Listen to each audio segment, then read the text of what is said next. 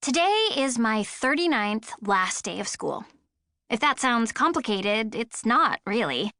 You see, Dad gets a new job in a new town every 4 weeks. There's 36 weeks in the average school year, and we've been on the road for the past 4.5 years. It's basic math, which I've now taken in 39 different schools. But if you're already starting to feel sorry for me, or send out invitations to my pity party, you can stop right there.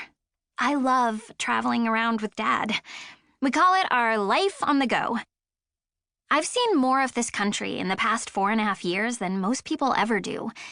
And even though we rarely live in the same place for longer than a month, our life is actually pretty routine. Like right now, on my 39th last day of school, Dad is back at the hotel, packing up the car like always. And I'm sitting in the last row of my latest social studies classroom, blending into the chair.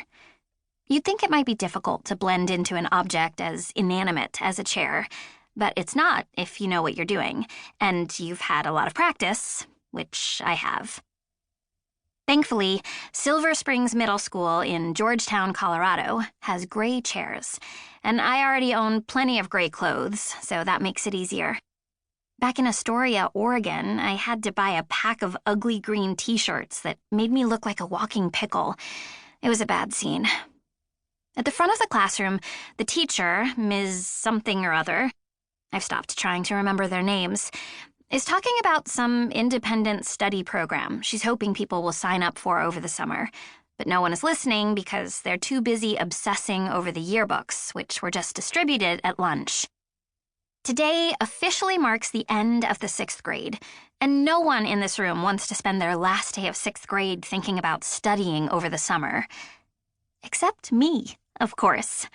I've already got 3 potential subjects picked out. Not for the independent study program, for Dad's and my YouTube University. That's another part of our normal routine. In each town we stay in, we pick a subject to master on YouTube. We're just wrapping up our study on the Macedonian Empire. That was totally Dad's pick, by the way. I think he was trying to get back at me for choosing Hollywood makeup skills when we were in St. Augustine, Florida. To his credit, Dad was a pretty good sport about being my model. Oh my gosh, did you see Caden's yearbook picture? Someone whispers in front of me, and I know immediately that it's Harmony Baker. Not just because she's sat in front of me for the entire 4 weeks that I've been at this school, but because I recognize the way her voice gets all squeaky when she's talking about a boy she thinks is cute. He looks so good. I mean, look at his hair. So swoopy, says her friend Molly. How does he get it so swoopy? He must have some kind of special swoop gel, says a girl named Astrid, causing the other 2 to giggle into their hands. Look at those eyes, croons Harmony, as she gazes longingly at the open page of her yearbook.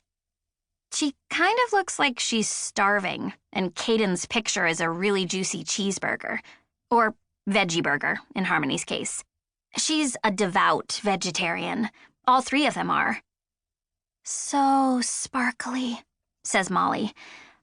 I casually lean forward to check which page number they're all drooling over and flip open my own yearbook. Second row from the bottom is a picture of the swoopy-haired, sparkly-eyed Caden Harris. Next to his name, it says, Jazz Band. I look through a few of the other names on the page, reading the single line of text that is printed next to each one. Luke Franzen, Book Club. Kylie Fuller, Debate Club. Jenny Fukada, Basketball Team. Benjamin Gardner, Math Olympiad. I don't have to look up Harmony, Molly, and Astrid to discover what it would say next to their names. The matching paint stains on their shoes and cool vintage clothes pretty much say it all. Not to mention the numerous pictures of the 3 of them that appear all over this yearbook, each one capturing them with a tangle of arms thrown around each other, holding up their latest pastel drawings or watercolor masterpieces or perfect pieces of pottery